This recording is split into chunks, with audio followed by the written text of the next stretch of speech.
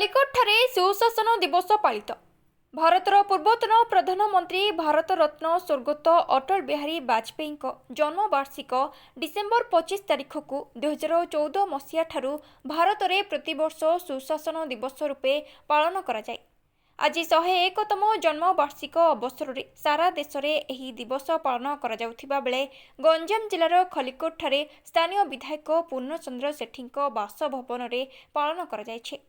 विधायकों सह अन्य वाजपेयी प्रेमी मानक द्वारा स्वर्गत वाजपेयी फोटो चित्र रे पुष्पमाल्य देवा सह प्रदीप प्रज्वलन करा जायथिला।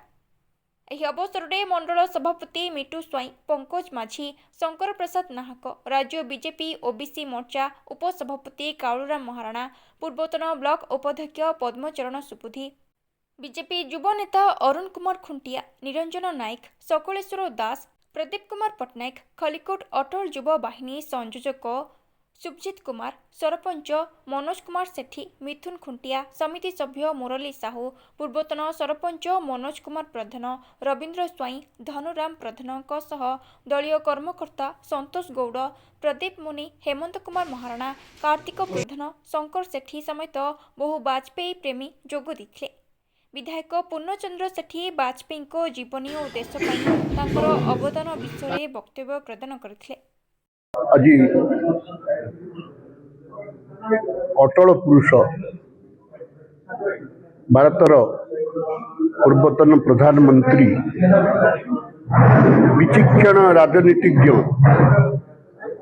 विशिष्ट कवि स्वर्गत अटल बिहारी वाजपेयी 102तम जन्म जयंती आपण मैंने जानथिबे। डिसेम्बर 25 तारिख 1924 मसीह से ग्वालियर रे जन्म ग्रहण करथिले एवं तांकर सारा जीवन समाज सेवार लागिथिला, देश सेवार लागिथिला। एपरिकी सी तांकर पारिवारिक समस्या भी सी बुझी पारि नथिले बा बुझिया को चेष्टा कर नथिले, विवाह करि नथिले। तांकर एक व्रत थिला जे समाजर सेवा करबा।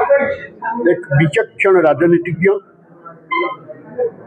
एक्स टेम्पो स्पीकर, आपण दियंतु एनी सब्जेक्ट जेकोसी सब्जेक्ट देले से आपणकर अनर्गल भाषण दूथिले। आउ आज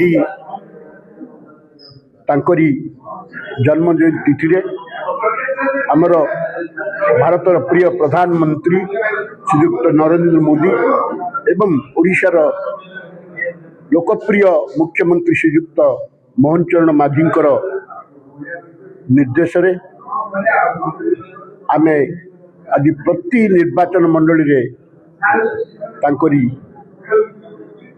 जन्म जयंती आमे पालन करूँ। से एक वेटरन पॉलिटिशियन थिले, करित कर्मा राजनीतिज्ञ। आपण मन जानती तांको समय रे कारगिल युद्ध भी होइतिला। सी बहुत पोखरान रे से परीक्षण करथिले आपनकर मिसाइल एवं शून्य चतुर्भुज नदी संयोगकरण बहुत से हाथ देते। तेणुक सी आज यह जगत रु विदाय नहीं सत, किंतु सी आज भारत वर्ष रे सी अमर।